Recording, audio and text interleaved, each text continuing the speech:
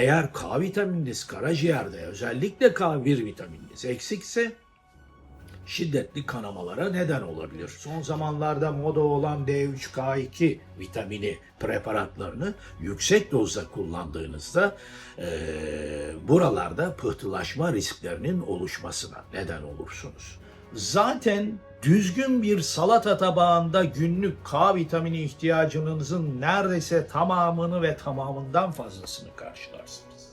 Şimdi ben reklamlara bakıyorum. Tabir edilen D3-K2 vitaminlerinin sürekli kullanılması, özellikle de 40 yaşın üzerindeki insanların mutlaka kullanmaları doğrudur. Her gün bir tane iki tane alın dediğinizde bu insanların emboli ve pıhtılaşma riskleri söz konusu olduğu için K vitamini desteğiyle bu pıhtılaşma riskini biraz daha arttırmak bana hep ters gelmiştir.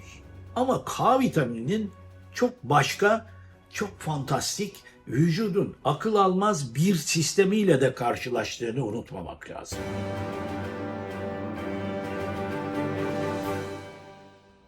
Güzel bir sofra düşünün. Harika bir salata tabağı. İçinde marullar, tereler, rokalar, taze soğanlar.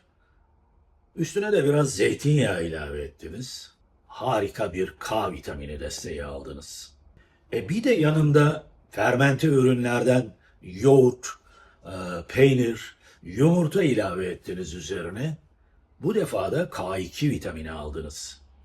Bitkilerdeki K vitamini, K1 vitamini dediğimiz filokinonlar, özellikle hayvansal ürünlerdeki K vitamini, K2 vitamini olarak adlandırılır ve onlar da merakinonlardır. Şimdi siz K1 ve K2 vitaminini bu muhteşem tabakla birlikte vücudunuza aldığınızda K vitamininin, yani bu koskoca gıdanın içerisindeki küçücük moleküllerin inanılmaz macerası başlar. Bu küçücük koca bir salata tabağında bitkisel ve hayvansal ürünlerin bir arada bulunduğu tabakta bulunan gizli K vitamini midenize doğru ilerler, midenizden sonra ince bağırsaklarınıza geçer ve safra ile karşılaşır. Safra yağ molekülleriyle birlikte K vitaminini parçalayıp özel bir takım yağ moleküllerine bindirmek suretiyle bağırsaklardan emilir, şilomikronların üzerine bindirir ve yolculuk başlar. K1 ve K2 bir arada ilerlerken bunlardan bir tanesi, yani K1 vitamini, doğrudan doğruya karaciğere gider ve yağlı dokular içerisinde depolanır. Görevi pıhtılaşmak. Pıhtılaşma mekanizmasını nasıl yönetir? Karaciğerde protrombin adını verdiğimiz kimyasal proteinleri aktive etmek suretiyle pıhtılaşma mekanizmasının bütün yöntemlerine K vitamini yönetir. Eğer K vitamininiz karaciğerde, özellikle K1 vitamininiz eksikse şiddetli kanamalara neden olabilir. Kesik bir yerden kanamaların artması kolay olur. Beyin kanamalarına, iç organ kanamalarına büyük eksiklikler neden olabilir. Dolayısıyla K1 vitaminini mutlaka desteklemek lazım. K2 vitamini ise kemik, damar sağlığı ve adele sağlığı ile ilgilidir. Ama K2 vitamini de sistemde doğal olarak pıhtılaşma mekanizmasının oluşmasına yardım eder. Ama K vitamininin çok başka, çok fantastik, vücudun akıl almaz bir sistemiyle de karşılaştığını unutmamak lazım.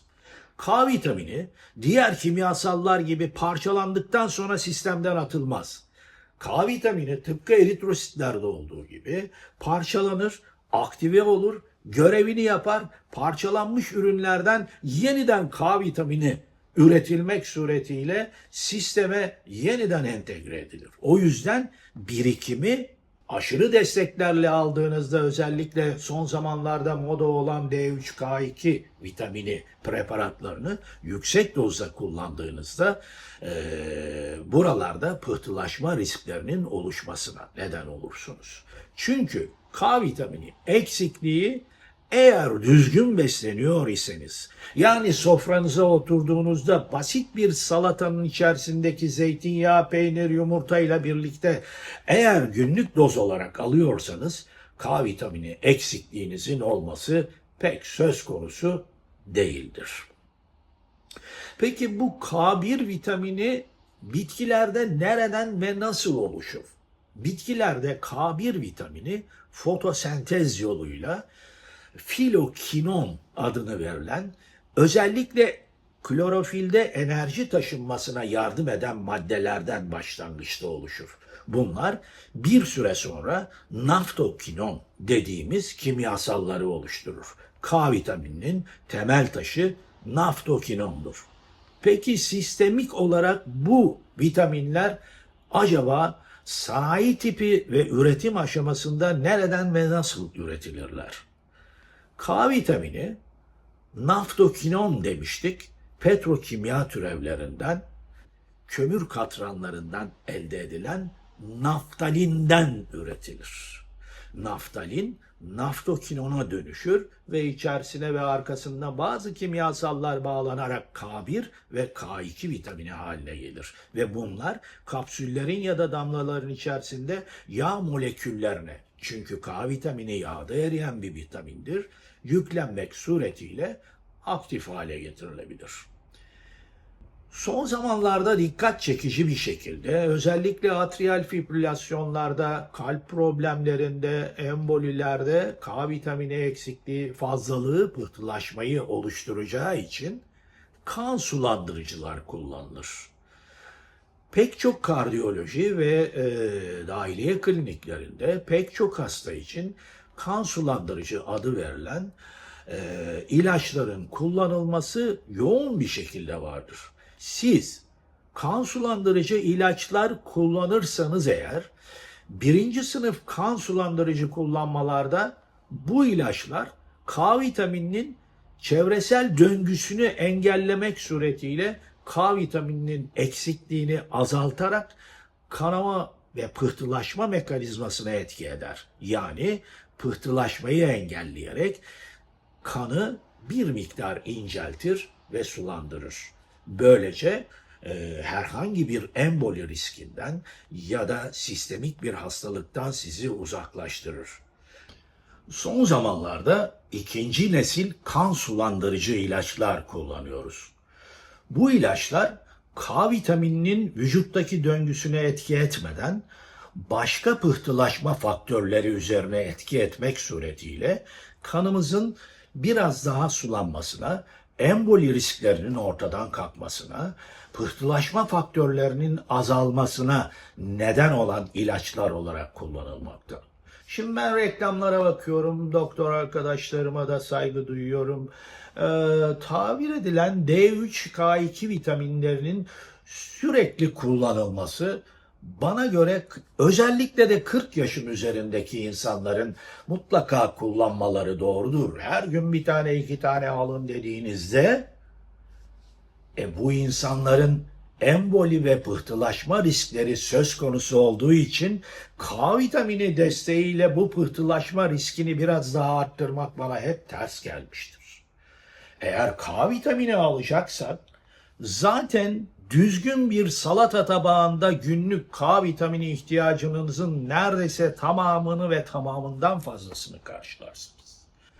Böyle baktığımızda özellikle kan sulandırıcı ilaç kullananların K vitamini eksikliklerine de dikkat etmek icap eder. Bu dengeyi hekiminiz düzgün bir şekilde ve sürekli takip etmek suretiyle kurabilir. Siz durmadan K vitamini veriyorsunuz ama tersine bir de kan sulandırıcı kullanıyorsunuz. Bir taraftan pıhtılaşmayı engellemeye çalışıyorsunuz, bir taraftan pıhtılaşmayı arttırmaya gayret ediyorsunuz yanlış bir uygulamayla. Bu nedenle bu ilaçlar kullanılırken K vitamini meselesine çok dikkat etmek lazım. Tekrar ediyorum.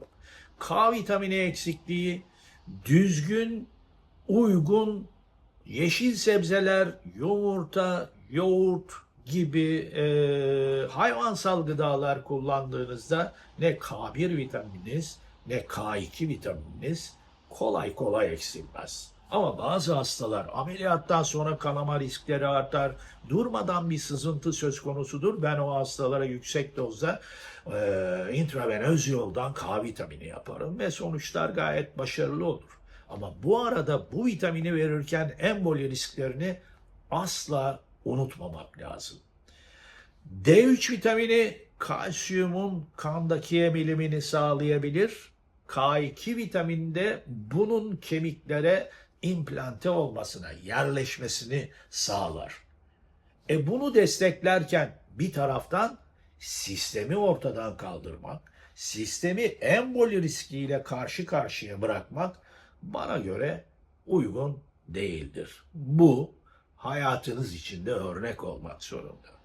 Bir tarafı yaparken geriye bakıp bütüne bakmadan geridekileri parçalamak, geridekileri bozmak, bir tarafı iyileştirirken öbür tarafı adeta çukura atmak, hayatımızda davranış biçimlerimizin en yanlışlarından bir tanesidir. O yüzden bir yeri tedavi ederken bir yeri bozmamaya gayret ederek sistemi bütüncül olarak ve dengede görmek suretiyle tedavi etmek, hayatımızın davranış biçimlerinde bu dengeyle karşılamak ve göğüslemek en doğru işlerden birisi olacaktır.